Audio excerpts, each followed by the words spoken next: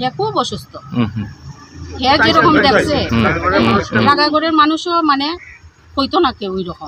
নমস্কার, স্বাগত জানাই রাজু দে। নিরীহ ব্যক্তিকে ফাঁসানোর চেষ্টা করছেন মৃত গৃহবধূর বাপের বাড়ি লোকেরা। অভিযোগ পাড়া প্রতিবেশী ও ছেলের বাড়ি লোকদের। পাড়া প্রতিবেশীরা অভিযোগ করে বলেন, মেয়ে দীর্ঘদিন অসুস্থ থাকলেও একটি বারের জন্য দেখতে আসেননি পরিবারের লোকেরা। মেয়ের মৃত্যুর পর মেয়ের বাড়ি লোকেরা উল্টো পাল্টা বক্তব্য দিয়ে ছেলের বাড়ি লোকদের ফাঁসানোর চেষ্টা করছেন। এমনই অভিযোগ করছেন ছেলের বাড়ির আশেপাশে লোকজন। তারা বলেন, ছেলের ইন্টু দেব একজন সহজ সরল নিরীহ ব্যক্তি। নিজের স্ত্রীকে প্রচুর ভালোবাসতেন। স্ত্রী অসুস্থ হওয়ার পর তিনি প্রচুর সেবা যত্ন করেন। স্ত্রীকে সুস্থ করে তোলার জন্য তিনি ও তার পরিবারের লোকেরা আপ্রাণ চেষ্টা করেন, কিন্তু মেয়ের বাড়ির লোকদের থেকে কোনো সহযোগিতা পাননি ছেলে। স্ত্রী মারা যাওয়ার পর তিনি বর্তমানে এক শিশু কন্যা নিয়ে অসহায়। যদিও তার পরিবারের লোকেরা ও পাড়া প্রতিবেশীরা তার পাশে রয়েছেন। উল্লেখ্য, শরৎপল্লী উত্তরাঞ্চলের নেতাজি লেনে সরস্বতী দেব নামে এক গৃহবধূ বেশ কিছুদিন অসুস্থ থাকার পর শিলচর মেডিকেল কলেজে মারা যায় বুধবার সকালে। সেই ঘটনাকে কেন্দ্র করে মেয়ের বাড়ির লোকেরা সংবাদ মাধ্যমে উল্টোপাল্টা বক্তব্য দিয়ে স্বামীকে ফাঁসানোর চেষ্টা করেন। কিন্তু আশ্চর্যের বিষয় হলো, অসুস্থ থাকাকালীন মেয়েকে একটি বারের জন্য দেখা করার প্রয়োজনীয়তা বোধ করেননি মেয়ের বাড়ির লোকেরা। হে খুব অসুস্থ। হে যেরকম দেখছে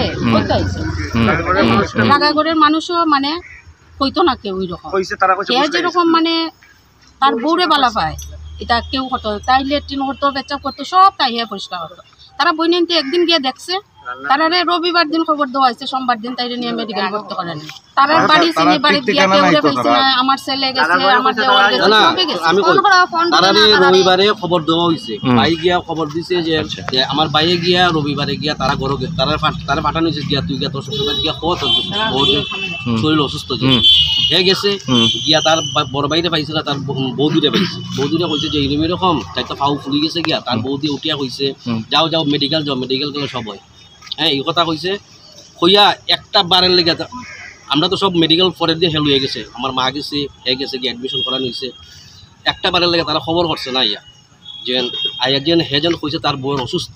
আয়া তো আমি দেখতাম না, তারা বইনরা ভাইয়া সত্যি মেডিকেল থেকে যখন ডিসচার্জ লই আই তখন তারে আমি কইছি তোর শ্বশুরবাড়িটা কোন জায়গা, তোর সম্বন্ধে কোন জায়গা থাকে। এ কইছে রবীন্দ্র সরণি থাকে। আমি আমার বাতি যাতে লিয়া রবীন্দ্র সরণি গেছি, গিয়া তারা ঘর বাই করছি, ঘর দিকে তালা মারা। তারা লাগা করে একজন ব্রাহ্মণ থাকে, তাইনটা আমি চিনি। তাইনটা কইলাম যে তারা কইলে তারা গেছে বড় দুর্গা মন্দিরও। আমি কইছি তারা একটু ফোন নাম্বারটা দিন না, একটু তাইনের বাইরে ফোন করতাম, তাইনের বোন মারা গেছে। ফোন নাম্বার দিছে, তাইনের ফোনেও লাইনই ঢুকে না।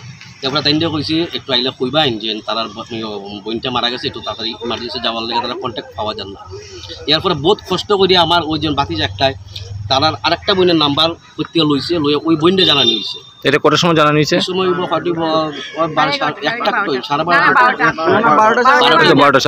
হে লইছে নাম্বার লইয়া, হের নাম্বার লইয়া জানানো হয়েছে। তার বোর তোলে কাটতে কাটতে হের